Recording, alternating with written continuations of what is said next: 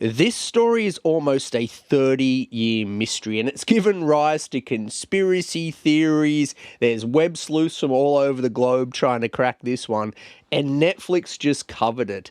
Now, I do have a very dissenting voice about this case. Like, I am very much going against the grain here, and it's not to go against the grain. It's just I believe out of everybody that I may have cracked this case. So let's get into it. This is my 23rd video, and the number 23 to me has a lot of meaning. So this is a very special video. So this is a very special case. Amy Lynn Bradley was born May 12th, 1974 in a place called Petersburg, Virginia. Her parents, Ivor and Ronald, would give birth to another baby, this time a boy just 2 years later, that they would name Brad. Now, the family would move from Petersburg to a place called Chesterfield County, which is just 15 minutes up the road, and they would buy this very large 2-story house in this beautiful tree-lined street. And from all reports, the street they lived in was actually called Bradley Bridge Road. So the Bradleys moved to Bradley Bridge Road. Isn't that crazy? Growing up, Amy was known to be a little bit of a tomboy. Like, she was a very good athlete. She played basketball. She was a pretty good swimmer. She was even a lifeguard at one point in her life during her childhood. But beneath that athletic, tough exterior was a very nice person. From all accounts, Amy Bradley was a very nice person. In fact, she used to love doing karaoke. I mean, who doesn't? And she would make friends with just about anybody there, people in wheelchairs, mentally disabled people. She would befriend them. And on one occasion, her parents accompanied her to this karaoke bar, and these two mentally disabled people come up to say hello because they'd met Amy previously because she'd spoken to them and she always invited them over to her table. So she was like, really just one of those very, very nice people. You know, clearly Amy was somebody that was raised right, to be that caring and accepting of others. It's pretty remarkable stuff. After graduating high school, she goes to Longwood University, which is only just a bit over an hour away from where she lives. And she goes on a basketball scholarship. So she was that good at basketball. She was the first female to get given a scholarship for basketball at this university. So she very much is a trailblazer. And the Bradleys are very much a tight-knit family. And I think this is why Amy chose to go to a university that was so close to home, because she could just jump in a car at any time and just drive to go and see mum and dad and her brother Brad. So it's 1994 and Amy is studying sports psychology at university. And it's while at university that Amy starts exploring her sexuality, and she meets another woman named Shannon Lovelace. She's better known as Kat, and these two get into a relationship. Now, Kat was very instrumental at helping Amy, I guess, quote unquote, come out of the closet, because she's in this relationship with Kat and she decides she's going to tell her parents that she's coming out as a lesbian. So Amy tells her parents that she is gay and that she wants to be with women. And this doesn't go down too well. Now, this is for a number of reasons. Now, the 90s wasn't as open to, we'll say, quote unquote, alternative lifestyles, right? So at the time, it wasn't that well accepted. And the Bradleys did take it relatively hard. They were pretty disappointed. In fact, they wrote a very lengthy letter talking about that, but they did also state that they will always love Amy. They just didn't agree with her lifestyle choice. As her university is coming to a close, some significant things happened over those 3 years. So she came out as gay. She had her first relationship with a girlfriend named Kat. That did end though, and she ended up getting into a second relationship with a woman named Molly McClure, who was actually a teammate of her on the Longwood basketball team. And she's just about to graduate with a bachelor's of physical education. So she is on the up and up. And to top it all off, she actually has a job lined up as well. So she is going to go from university into a career. It would have been an entry-level position, but it's something. So from the outside looking in, everything for Amy Bradley seems pretty perfect, right? Well, you're wrong, because it wasn't. You see, in January of 1998, this is just 3 months before this infamous cruise where she disappears, Amy kissed another woman. And she confessed this to Molly, and they went through a breakup. Like, Molly felt extremely betrayed that Amy would go and do this with somebody else. So I guess in a way to try and get Molly back, Amy's thinking of the most romantic thing she can do. And because she's going on this cruise, she thinks a message in a bottle. So she goes and buys a clear bottle with a cork and she writes a note for Molly, puts it in the bottle and gives it to her. Now, the full context of this letter hasn't been made public, but essentially what it went on to say is, I feel like there is an ocean between us, like I am on a desert island waiting for you to rescue me. A message in a bottle, my only hope. I miss you, Molly. Save me. This would actually do something because Molly and Amy, the communication would start again and there'd be some sort of connection. But there's also a lot happening around the time of this cruise, leading up to this cruise, which I will get into a little bit later. So March finally rolls around, and given this time period, the 90s, cruises were like super popular. So to get a cruise package like this, they would have had to have booked months in advance, right?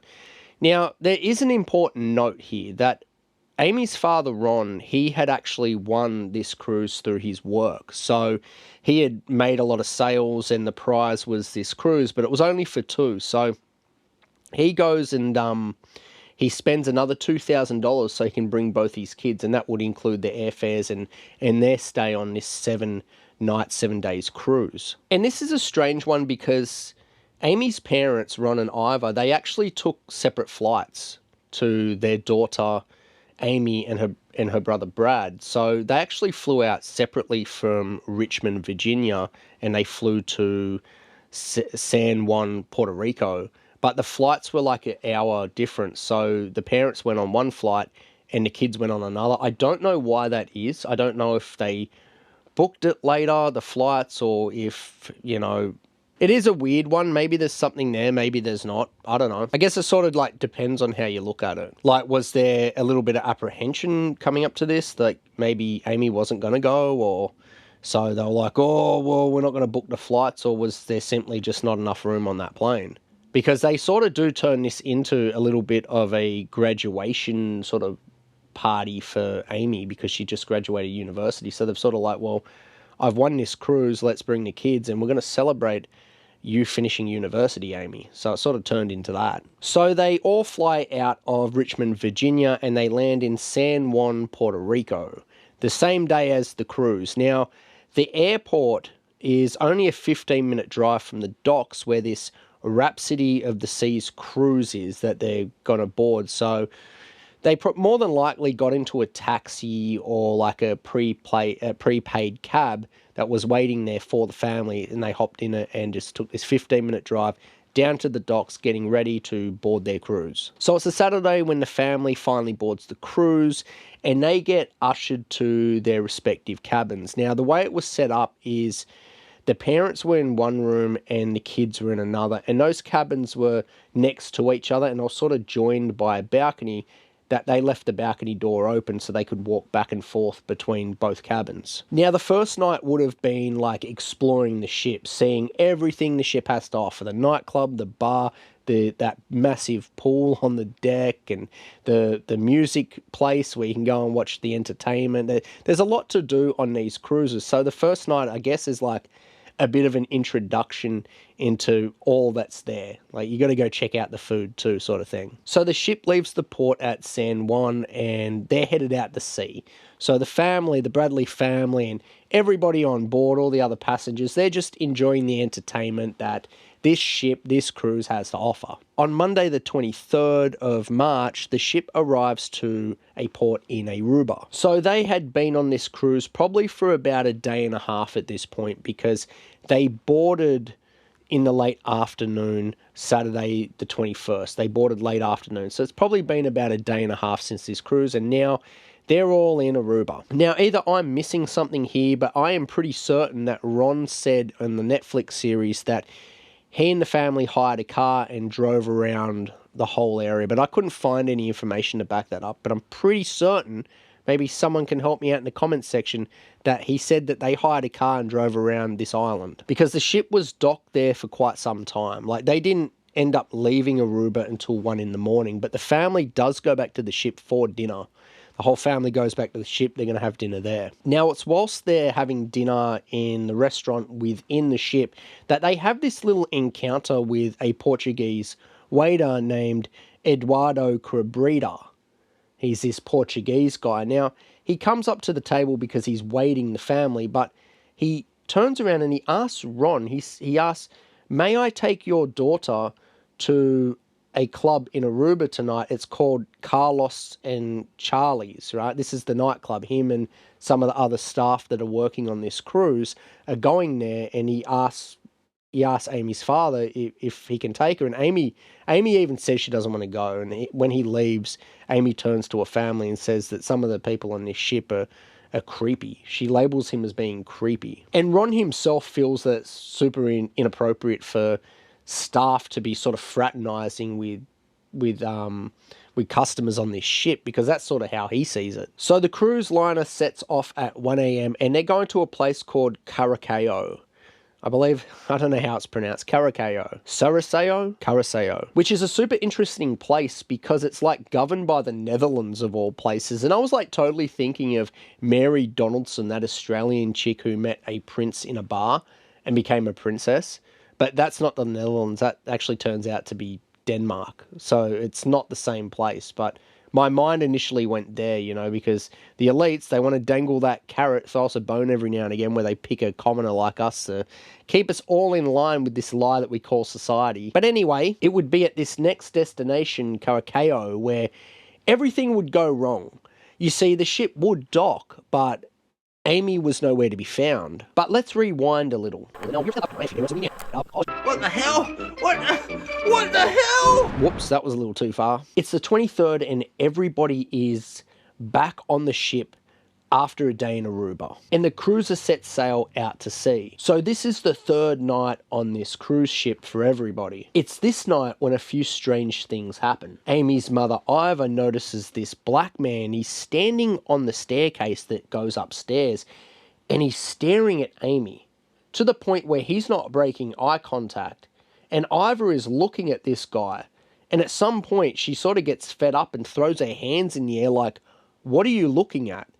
And then when she turns around to tell everybody at the table what's going on, she looks back up and he's gone. Now, Spidey senses are starting to kick in because they had some other strange things happen while they were on this cruise. And these were things that at the time they seemed like maybe innocent mistakes, but now something's up. There was a professional photographer on board who you could go and get professional pictures of yourself on this cruise taken by this guy, and he would put them up in his shop and you could go and buy them. Now, the pictures of Amy, the original ones that were taken, they had been purchased by somebody else, apparently. At the time, they didn't think much of it, and they thought, well, let's just get some more pictures. And those are those pictures you see of Amy Bradley with her brother, Brad. They were the second lot that were taken because the first lot, nobody knows what happened to them. They speculate somebody else came along and bought them, but they don't really know. And at the time, this didn't really seem like anything, but now it's a bit suspicious. On this ship, there was a band called Orchid. And Orchid had this bass player who was a black guy, but at one point, he had yellow hair. Now, his name is Alistair Douglas, but everyone would call him Yellow because he had yellow hair at one point in his life. He didn't have it now.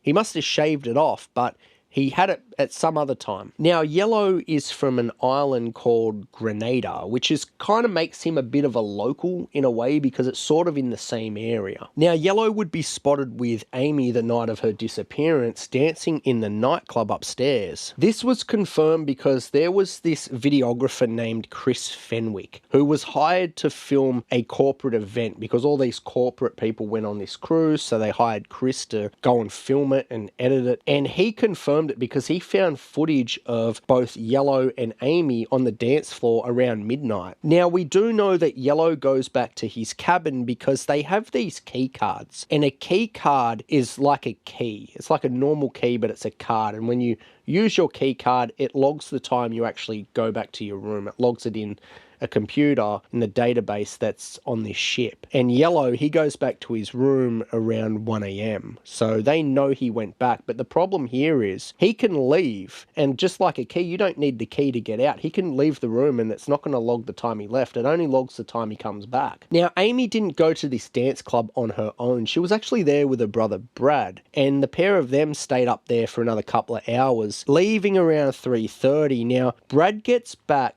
to the room before Amy because his key card is logged at 3:35. Now, Amy shows up only 5 minutes later, so maybe she went to the toilet or something on the ship outside of the room. It's a possibility. She could have been doing anything. Maybe she had a smoke out there and she come 5 minutes later. It's from here that Amy decides to go out onto the balcony where she takes her shoes off, she puts a packet of smokes and a lighter down on the side table, and she sits out there just enjoying looking out at the ocean and the lights of Curacao. Because at this point, the ship had actually stopped a couple of 100 meters outside of Curacao because they've got to wait for their time slot to go on port. So they've just anchored and stopped, again, a few hundred yards or meters away from shore. It would be while Amy is out on the balcony that Brad, her brother, would go and join her for a little bit, and they'd both just sit out there, and eventually Brad gets tired and he goes back into the room and he goes to sleep. Now, there is this report of Amy's neighbour on the other side. His name is Wayne Brighttag, and everybody was like, he's a bit of a weirdo because the day after Amy went missing, he was playing very loud music and people believed that he was talking to himself. Maybe he was on the phone. I don't think anybody knows, but the police looked into this guy and cleared him. But from what he said, he had conversations with Amy over the balcony, but that was from him. Like, nobody else said that, so people have been like, whoa, he was this weird guy. I mean, look, maybe stranger things have happened. I mean, maybe he did attack her and throw her over and nobody heard her screams. It's possible. I doubt it. So Amy, at this point, she's on the balcony and she falls asleep. Now, we know this because her father wakes up just after 5 a.m. looking out and he sees her. And this would be the last time anybody would see Amy Bradley alive. Well, kinda. It's just after 6 a.m. when Amy's father, Ron, he gets back up to start his day. And at the same time, the ship is starting its journey into the canal of St. Anna Bay to dock at Curacao. And Ron looks out the balcony and sees that Amy isn't there. Now, this is a strange one because you would initially think that that wouldn't raise any red flags. I mean, this is a 23-year-old woman, right? She could have just went out of the room to get a coffee. She could have went anywhere. But apparently they got super concerned and Ron woke up Brad and woke up his wife, Amy's mother, Ivor, and they started sort of like letting people know that Amy was missing, which I find a little odd. Like, you kick into action that quick. So it's about 6:30 a.m. when the cruise ship employees are notified that Amy Bradley is missing. Now, they don't do anything because this is a grown woman. So they're like, well, she's probably around here somewhere. And they start heading into dock to let all the passengers disembark so they can go and enjoy their day at Curacao. Now, cruise ships are extremely big and people go missing all the time, but they usually are found. It's not like, they're not taking it that seriously, and I can sort of see why, because they're like, well, she's probably going to turn up, and you only just noticed her missing, so like, what's the big deal? But the family are like adamant to stop letting people get off the ship and start searching everyone. This is because maybe the incidences they had in the days prior have sort of like put them at this heightened sense, because from what they said, there was definitely some sus shit going on. So they're like, you need to check everybody. There's some foul play going on here. This Eduardo guy's trying to smuggle her off the ship to this Carlos and Charlie's nightclub the night before, that waiter. Like, something's up here. But they don't do it, and essentially, by the time they do announce Amy Bradley to come to the office on the ship, it was like 20 to 8. So most of the passengers had already left. And at this stage, the Bradleys are walking around the ship and they're checking the halls, they're checking all the entertaining areas, and they're looking in the public bathrooms. They even check the lifeboats. They're looking for her everywhere. Now, when you get into a foreign country, there are customs officers at the dock. So everybody that is disembarking has to show their passport and they have to show their cruise ship ID. So they know, okay, you're with the cruise ship, right? Now, Amy Bradley's passport and cruise ID was in the room. Like, she didn't even have it on her. So by this stage, the Bradleys are extremely frustrated with the cruise ship staff. So they contact the US Embassy in Curacao. Well, it's more like a US Consulate General, which sort of oversees the multiple islands in that area. And it's there in case of emergency for US citizens to contact who are traveling around there. And they contact this US Consulate General, and the FBI get notified that we have a missing American citizen over in Curacao. Now, it's the 24th of March at this point, and the passengers all start heading back on board the ship. And Amy Bradley is still missing. Like, they haven't found her, but the ship needs to leave. So the FBI are on the way, but they're not going to be going to Curacao. They're going to meet them at San Juan in Puerto Rico. And this trip at this stage still has another 4 days and 4 nights. So you can imagine it would have been just excruciating being on this ship as one of the Bradley family members, because they've still got to go to Phillipsburg St. Martin's Island and Charlotte's Amalie St. Thomas Island. They've still got to go to these places, right? But they're not getting off the ship because by this, they're not enjoying their holiday right now. They're worried about their little girl. So the ship docks at San Juan in Puerto Rico, and the FBI are there, and the FBI meet with the family, and the first thing that they do is they start conducting their investigation. But they do have issues. I mean, there's a lot of limitations because this is not their jurisdiction. So they do interview the staff, and the staff voluntarily give these interviews, and they interview Yellow, and Yellow actually does a polygraph test. And the reason Yellow is put in this position is because by this stage, everybody he's like the main suspect in a lot of people's eyes, because there's this rumor floating around that Yellow was seen with Amy after 5:30 a.m. So just after Ron had looked out and seen Amy asleep on the balcony, she had somehow gotten up, left the room, and met up with Yellow, and they were seen heading up to the top deck. And it was moments later that Yellow was seen coming back down. Now, the two girls that said that they found it super interesting because they claimed that Yellow had been hitting onto them the nights before, but on this occasion, he didn't even make eye contact. He just walked straight past them, presumably heading back to his room. But the problem with that theory is, if that was the case, he never used his swipe card to get back into the room, and he strongly denies that. He said, "Oh, that never happened. I went back to my room. The key card login shows me at 1 a.m. going into my room." So he does this polygraph test, and the polygraph test is inconclusive. So they can't tell whether he's lying or if he is telling the truth, probably because he's so nervous. Because if he didn't do this, he's just being accused of kidnapping an American citizen. So you can imagine, like, the nerves would be crazy. So they don't know. And the waiter, Eduardo Cabrita, the guy from the restaurant who asked Amy's father, Ron, if he could take her to that nightclub, he also gets questioned, but they don't polygraph test him. But he says something very interesting. He says Amy's mother asked him what the procedures were for an overboard incident if somebody went over the side of the ship. Like, what are the procedures for that? And Ivor strongly denies ever saying that, but she does believe that Amy was with Yellow because she believes that she may have gone up the top of the deck to take pictures with a camera, because she took like 5 rolls of film, because back in those days you had film, and her plan was to take all these pictures of the trip and make a collage and make it sort of like a coffee table top. So she was going to laminate the top of it, and it was going to be a coffee table with all the pictures from this trip. So she had plans on what she was going to do with her life after this. I mean, this is why they're trying to move away from the unaliving thing. Now, another interesting thing about Yellow is that he was married. with kids. They ended up getting a divorce, but his wife told his daughter that he came home from one of the cruises and she went through his luggage and inside there was like heaps of pictures of him with all these white women. Now, I think I can crack the mystery on this. Like, he plays in a band, and it's so common for people in bands to get pictures with chicks afterwards, and you sort of take it home as trophies.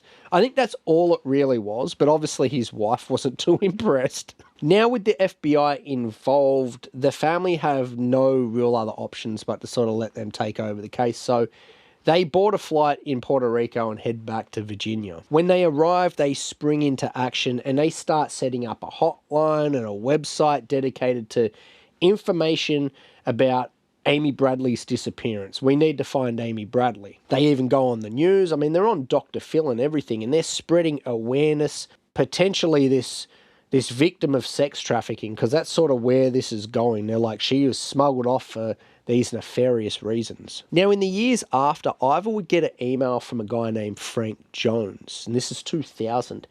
Now, Frank is a former Special Forces officer, and he has a team of former like Navy SEALs and other SF guys, and they're sort of like private investigator dudes, right? And they'll do snatch and grabs. Like, people like this actually exist. And he had been given information on the potential whereabouts of Amy Bradley, and she was being held at Curacao. And Netflix left this whole guy out, by the way. I'm going to tell you the story of this guy because Netflix didn't cover it. Now, it had been years and the FBI seemingly wasn't making any sort of leeway on this case because, you know, you got jurisdictional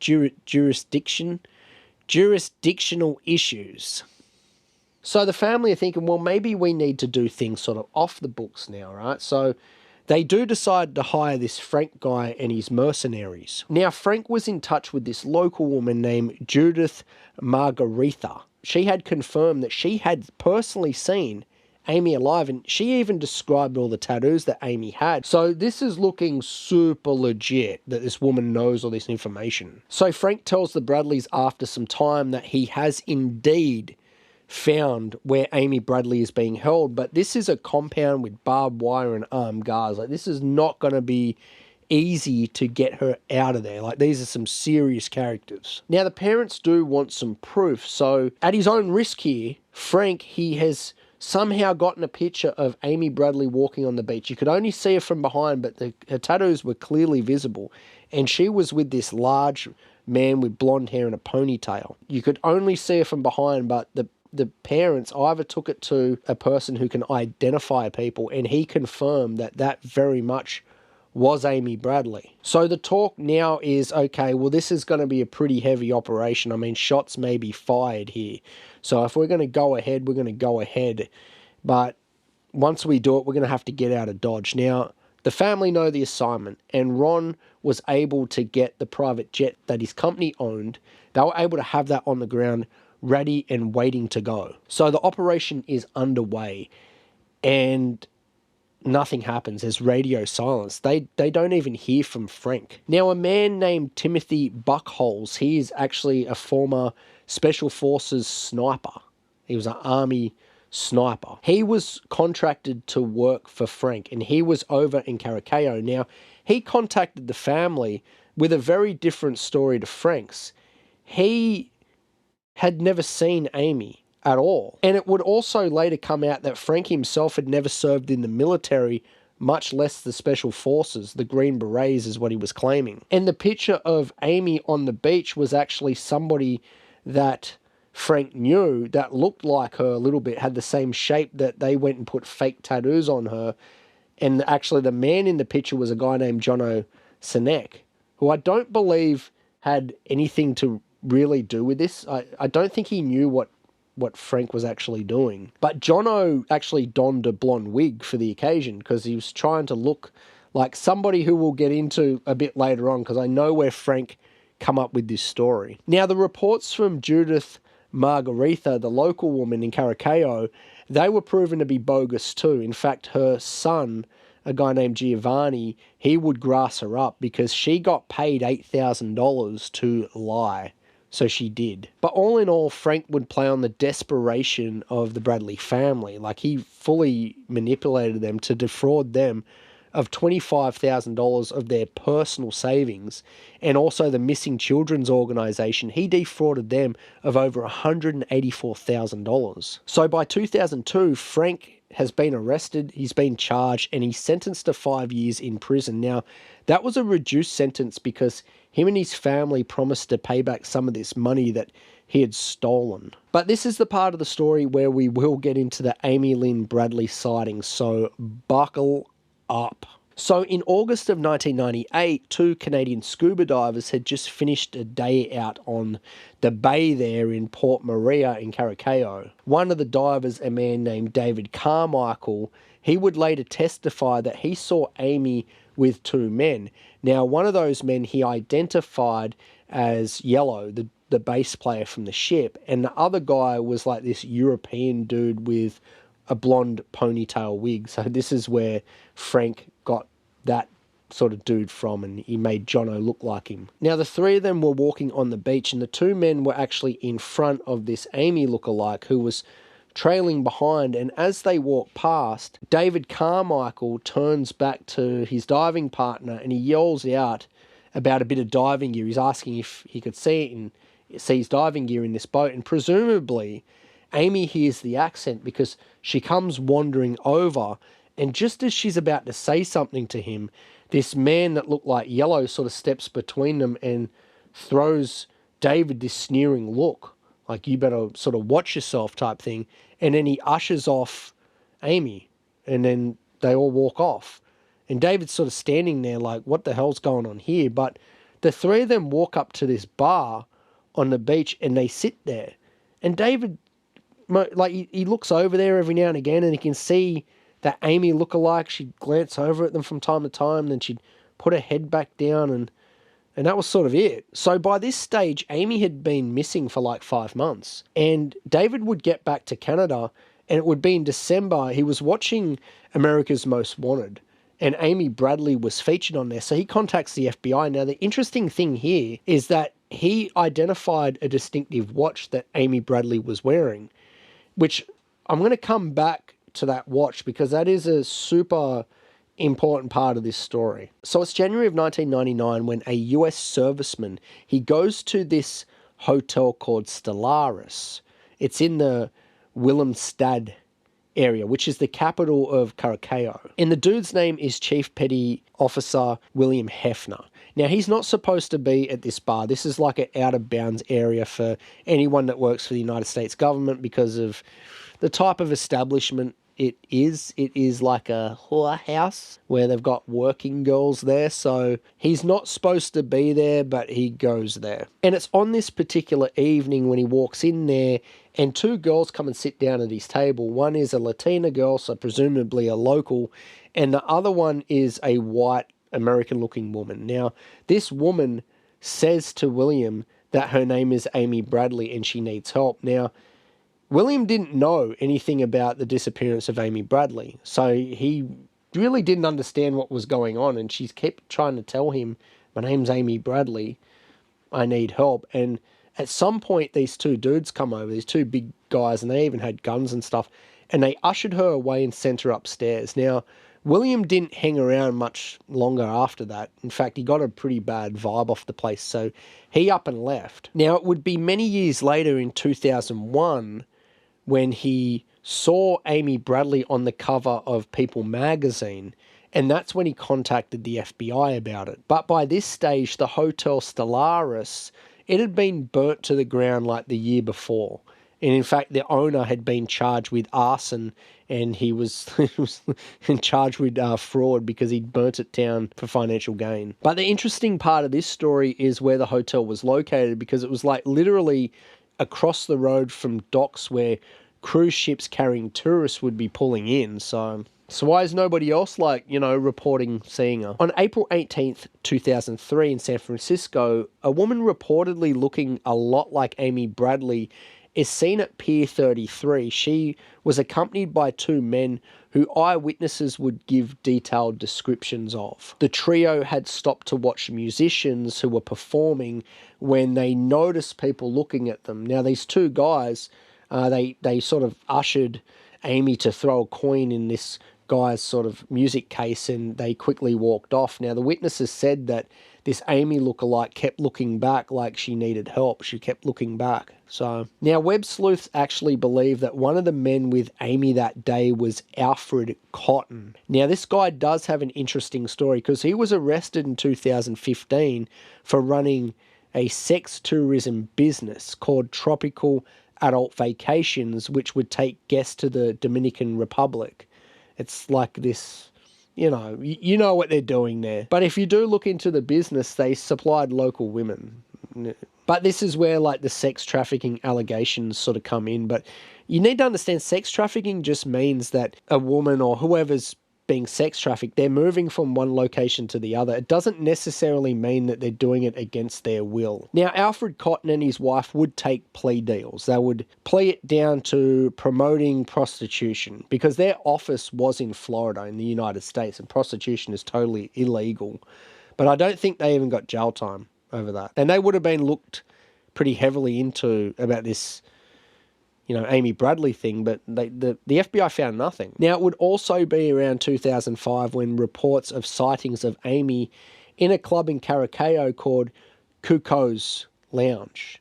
It's like this club, and from all reports, the people she was with were like pretty heavy underworld figure type dudes. Now, the issue with this is by the time this report came in, the club owners had sold it to somebody else, but the dude that owned the club previously, when people were claiming she was there, he was also the guy that owned the Stellaris Club, the hotel that got burnt to the ground. Remember where the US serviceman had seen Amy? What a coincidence, right? Now, one of the most credible bits of information, it actually landed in Ivor Bradley's email. Now, these were pictures believed to be of her daughter from an escort website. Now, the website was like an escort resort in Venezuela that was run by a company called Affordable Adult Vacations. Now, guess what? Affordable Adult Vacations was only a few blocks away from Tropical Adult Vacations, which was run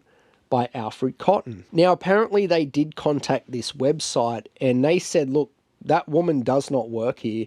In fact, the picture came from a place in Curacao. That's all they knew.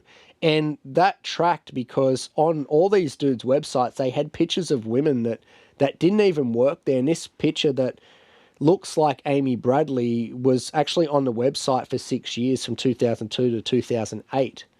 So that woman never worked there. And when they contacted the owners, they told them that. Like, it's just a picture that we're using for our website. So these are my final thoughts on the whole Amy Bradley case. I actually believe those pictures are Photoshop. I think they're early Photoshop jobs, and a lot of people hang their hat on the fact that an FBI person was able to link up the eyes and the nose and identify that way. But we've got to remember that an expert also identified the fake woman with the fake tattoos as being Amy Bradley too, because a lot of these things were in their infancy back in those days. Now, the Canadian guy was super interesting because he identified a watch that she was wearing. Now, the importance of that watch is that it was given to Amy Bradley by her boyfriend. She had a boyfriend at this stage, and I believe that she was suppressing her homosexuality. I think she was just trying to fit in more with a 90s society, and I think it made her extremely depressed. And I do believe that letter that she wrote to Molly, her girlfriend, before she had this boyfriend, was more than likely an unaliving letter. That's why it was in a bottle. That's why she said things like she felt stranded and she needed help. I think that was a cry for help. And as for the sightings over the years, I notched them up to people's faulty memory, because a lot of these reports came in years after the fact, and how our memories work is we will add and retract things all the time from our memory. So I think these people have honestly believed that they did see her. And as for the parents, I can totally understand why they believe that she's still out there. I mean, they've even refurbished her entire car. They've had it resprayed, and they've got this website where they make these updates about life there, waiting for her to come home. And I think the whole thing is just really sad. And the knock-on effect from that is that their son, Brad, he's nearly 50 years old and he's never had children. because he saw what his parents went through when his sister Amy went missing, and he didn't want to go through anything like that. So it's affected his life in a big way. Now, I understand that grief does strange things to people, and I understand the guilt that they must feel because they probably blame themselves in a way, but I just don't buy into this whole conspiracy theory that all these workers on this cruise ship were involved in trying to smuggle her off. Like Eduardo, for instance, if he was going to kidnap her, if he got her off the boat, why would he go and ask the dad if he could take her to this club? It makes no sense. And the whole idea that she was in San Francisco with these two guys who they described as wearing Hawaiian shirts, I think is completely ridiculous. Were they wearing fedora hats, and did they have a fake moustache as well? Because she's in America.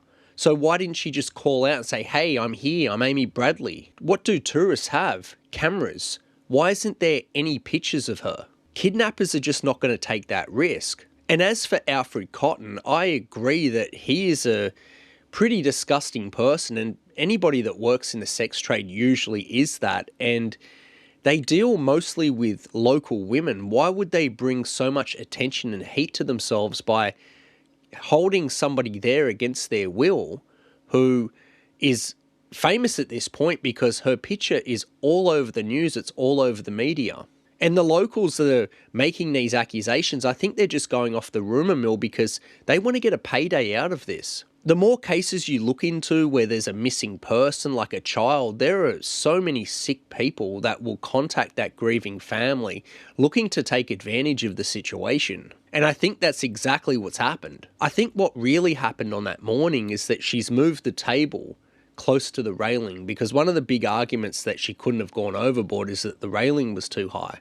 But not if she stepped up onto the table and launched herself off, and when she's done that, she's kicked the table back and gone overboard. And then the other argument for that is, well, she could have swam the shore, or if she drowned, her body would have resurfaced at some point and floated in, but that's not necessarily true.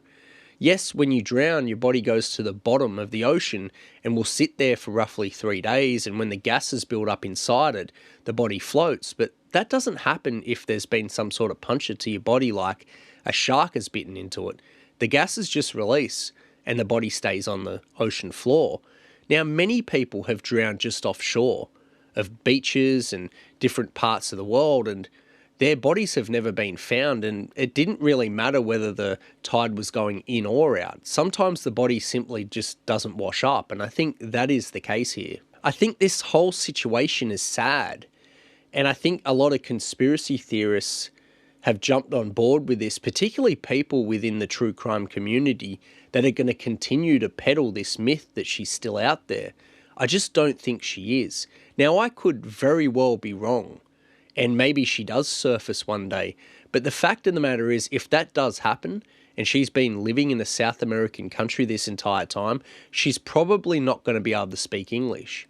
And the fact that people would rather hope that for almost 30 years she's been living this life of being sex trafficked and hooked on drugs, as opposed to going overboard and drowning, which would have happened in a matter of minutes and she was at peace, I think that's another layer to this story that needs further unpacking. Anyway, that is the Amy Bradley case. If you like the video, like the video. If you didn't, down thumb it. If you disagree with me, let me know in the comments. If you do agree with me, let me know in the comments, because I read all your comments. And if you like the video, consider subscribing to the channel. I will be trying to put out a video every week, if not every 2 weeks. I'm going to continue on this YouTube journey. So, as always, stay safe out there in internet land.